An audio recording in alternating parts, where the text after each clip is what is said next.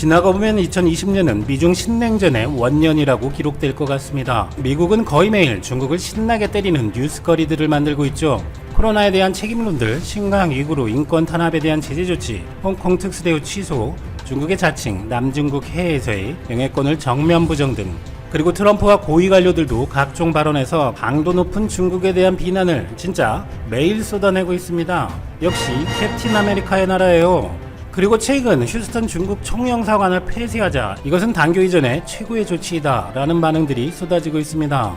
그런데 이런 일련의 조치들은 강력해 보이기는 하지만 중국을 아프게 할 수는 있어도 죽일 만큼의 수는 아닌 것이다 라는 의견도 있습니다. 그렇다면 전쟁을 배제하고 중국을, 아니 정확하게 얘기하자면 중국 공산당 세력과 중국 공산당 독재사회 시스템을 붕괴시켜버릴 카드는 없을까요? 이에 대해 그 카드들은 이미 현재 미국의 의사결정권자들의 손에 있고 조만간 실행할 것이라는 예측이 돌고 있습니다. 강력한 그 방법은 첫째, 중국의 인터넷 방화벽을 붕괴시키는 것입니다. 1990년대 중반만 해도 중국에서도 국제 인터넷망에 접속할 수 있었지만 1997년부터 중국은 네트워크 감시와 봉쇄를 거의 동시에 진행하기 시작합니다. 황금방패 프로젝트 또는 금순공정으로 불리는 이 정책은 중국 공산당에서 실시하는 자국민 정보검열 시스템으로 만리장성에 빗대어 방화장성, 만리방화벽이라고 부르기도 하고, 중국에서는 2017년 6월 네트워크 안전법을 시행하면서 VPN을 봉쇄하고 글 삭제, 계정 차단, 체포 등의 조치가 계속되었습니다. 기본적으로 중국에 해가 될 만한 내용이 있다는 곳은 모두 차단해버리는데, 모두 알다시피 중국에서는 구글, 위키백과 유튜브 접속을 금지하고 있고 한국의 네이버, 다음 등도 마찬가지입니다. 최근 한국에서 엄청난 화제가 된 동타이왕이라는 사이트가 있었죠.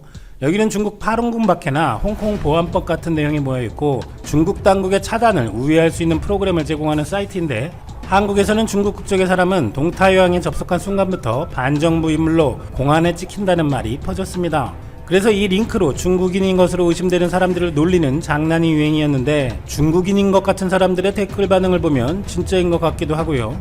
개인이요, 이런 중국의 방화벽은 유형이었던 베를린 장벽은 무너졌지만 중국에서는 이를 더욱 사악한 무형의 네트워크 방화벽으로 변신시켰다라는 말로 표현되기도 합니다. 최근 미국과 국제사회에서는 코로나 사태의 주요 원인으로 중국의 은폐, 조작과 더불어 이 네트워크 봉쇄도 지목되고 있고, 때문에 이런 중국의 네트워크 장벽을 더 이상은 보고 있을 수 없다는 주장이 힘을 받고 있습니다. 그리고 미국에서는 이를 맡을 저승사자 같은 사람이 드디어 2년 만에 등장하게 됩니다. 트럼프는 2018년 6월 마이클 팩을 보이스 오브 아메리카 등을 감독하는 미국 글로벌 미디어 기구의 최고 경영자로 지명했는데, 미 상원에서는 이 사람 때문에 보이스 오브 아메리카가 너무 보수화될 수 있다는 우려가 있다는 논쟁이 벌어졌고, 때문에 임명이 미뤄지다가 올해 6월에 마침내 부임하게 되었습니다. 역시 그는 취임하자마자 미국의 소리와 자유아시아 방송에서 중국과 연관되어 있다는 의심을 받는 고위직들을 해고해버리면서 미국은 중공의 침투를 최우선으로 처리해야 하고 마땅히 중국의 방화벽도 철거해버려야 한다라고 발표합니다. 그리고 전 백악관 수석전략고문 스티브 배너는 최근 폭스뉴스와 인터뷰에서 트럼프는 중공에 대해 일관된 계획을 세웠고 계획대로 실행해서 중공을 해체할 것이라고 밝히며, 그 방법론 중 하나로 중국의 방화벽을 무너뜨리는 것도 이미 미국 정부의 일정표에 올라와 있다고 말한 바 있습니다.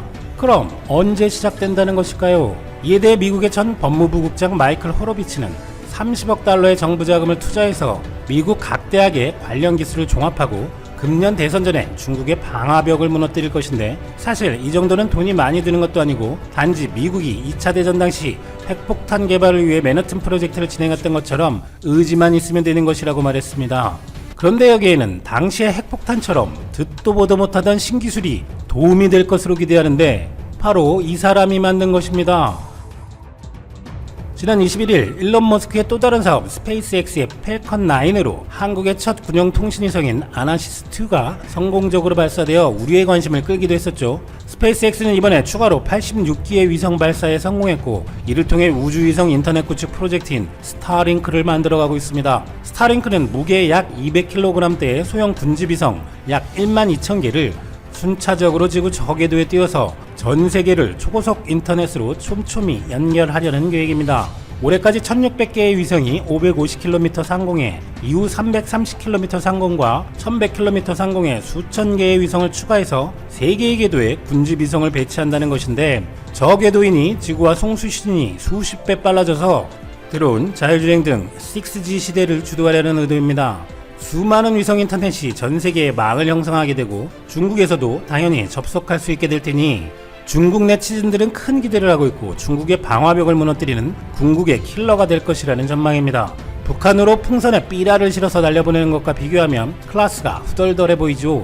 또한 전문가들은 중국의 네트워크 장벽을 무너뜨리는 것은 기술적으로는 그다지 큰 문제가 없고 정치적 결단의 문제라고 말하고 있습니다. 오바마 정부 시기인 2015년 미국은 중국이 2천만 명의 미국 정부 직원의 정보를 해킹한 행위에 대한 보복으로 중국의 인터넷 검열과 방화벽은 미국 기업들에게는 수십억 달러의 비즈니스 기회를 방해하고 있는 무역 장벽이라고 했고, 이후 미국은 이것을 공개적으로는 거론하지는 않고 있었습니다만 실행할 방법은 차근차근 준비해왔다고 합니다. 베넌과 호로비치의 말대로 이미 미국 정부가 계획을 세워놨고, 중국의 방화벽을 무너뜨린다면 중국에 엄청난 변화가 올 것은 자명한데, 중국인들조차도 방화벽만 없어지고 나면 나머지 변화는 중국인들에 의해서 자동으로 일어날 것이라고 말하고 있습니다. 두 번째, 중국이 대항할 수 없는 공산당의 치명적인 카드는 중국 공산당원의 입국 금지입니다. 7월 18일 뉴욕타임스는 미국이 중국 공산당원과 그 가족의 미국 입국을 전면 금지, 나아가서는 추방시킨다는 법령을 준비하고 있다고 보도했습니다. 중국의 공산당원은 1949년 중국 건국 당시 449만 명에서 현재 9천만 명이 넘는데, 가족까지 포함한 이 금지령의 대상자는 2.7억 명이나 되어 중국인 5명 중 1명꼴이 됩니다. 이 보도가 나오자 중국 관영 매체 환구시보는 완전히 격앙되어서 미국과의 단계보다 더 엄중한 상황, 의심할 것도 없이 이제까지 나온 워싱턴의 대중정책 중 가장 미친 짓이라고 비난했습니다. 이전에 중국 유학생 비자를 중단하고 홍콩 보안법으로 중국의 관료 등을 제재하겠다고 한 것도 있었지만, 이 보도에는 차원이 다르게 부들대고 있는데 바로 공산당에 대한 제재를 사실상 체제 전복의 시도로 여기기 때문입니다. 일각에서는 미국 정부가 연 300만 명의 중국인 입국자들 중 당원을 어떻게 확인할 거냐, 상징적인 압박일 뿐이다 라고도 하지만, 이 사실이 알려지자 다수의 중화권 인터넷 커뮤니티에는 서민들은 환영, 트럼프 대통령에 고맙다 등 트럼프 행정부에 환호하는 글로 가득 찼고, 공산당을 구분하는 아이디어 제공도 쇄도했습니다. 구글 중국어 검색에서는 퇴당, 즉 탈당과 탈당하는 법이라는 검색어 순위가 급격히 올라갔는데, 중국의 방화벽을 뚫고 중국 IP로 구글에 접속할 수 있는 사람은 중국에서 특권층, 즉 중국 공산당 고위층일 것으로 보인다는 분석도 제기되고 있습니다. 미국은 중국 공산당과 중국 인민을 구분해서 중국인들이 생각하는 정체성에 분열을 일으키는 전략인 것입니다. 세 번째 방법은 중국의 인권 박해자들을 전면적으로 제재하는 것입니다. 개인의 책임 추궁은 국제인권법, 국제형법의 기본 원칙 중 하나입니다. 이것은 개인이 속하는 국가나 단체의 이익을 위해서나 시스템, 명령에 의한 행동이라고 항변할지라도 그 죄나 악행이 덮어질 수는 없다는 이야기입니다. 명령을 따랐을 뿐이라는 전범들이 처벌받는 것과 마찬가지이겠죠. 2020년도 국방 예산안에 북한과 별도로 주변국에 맞서는 전력을 확보하는 항목을 신설했습니다. 자주국방의 개념이 북한에서 중국, 일본과 같은 주변국들로 넓어진 것입니다. 이미 중국은 군세력을 키워 아시아 국가들을 위협하는 팽창 정책을 쓰고 있고, 일본도 중국에 맞서 군사력을 증강시키고 있습니다. 이에 우리는 이들 나라와 분쟁이 일어났을 때를 대비하고 상황에 따라서는 적국이 될 수도 있다는 가정하에 준비하고 있는 것입니다. 우리나라가 유사시 주변 강대국들의 핵심을 무력화시키는 전략을 독침 전략이라고 부릅니다. 이는 미사일 전력으로 이들 국가의 수도나 지휘부 등 핵심 주요 시설을 무력화하는 것입니다. 독침 전략의 중심에는 우리 군이 보유한 엄청난 미사일 전력이 있습니다. 2010년 한국은 사정거리 1500km인 현무3C를 우리 기술로 개발하여 실전 배치했습니다. 그동안 1500km 이상의 순항미사일을 개발한 국가는 미국, 러시아, 이스라엘 밖에 없었습니다. 한국이 네 번째로 이를 개발한 나라가 되며, 이로 인해 한국은 순항미사일 전세계 탑5 안에 드는 미사일 강국이 되었습니다. 사정거리 1500km인 현무-C로 인해 북한의 핵과 미사일, 장거리포 전력의 70%를 파괴하는 데 걸리는 시간이 불과 하루밖에 걸리지 않게 되었습니다. 또한 현무3의 사정거리에는 일본 전역과 중국 베이징 등 중국 동부 주요 지역까지 들어오게 됩니다. 이 현무3는 대한민국이 개발한 토마호크형 순항 미사일로 불리고 있습니다. 토마호크 미사일은 미군의 새로운 군사 전략인 충격과 공포 교리의 핵심 수단입니다. 토마호크 미사일은 수백 발을 일시에 발사해 수분 만에 핵폭격의 효과를 발생하게 하여 적국을 일시에 원시시대 수준의 암흑으로 만드는 개념입니다.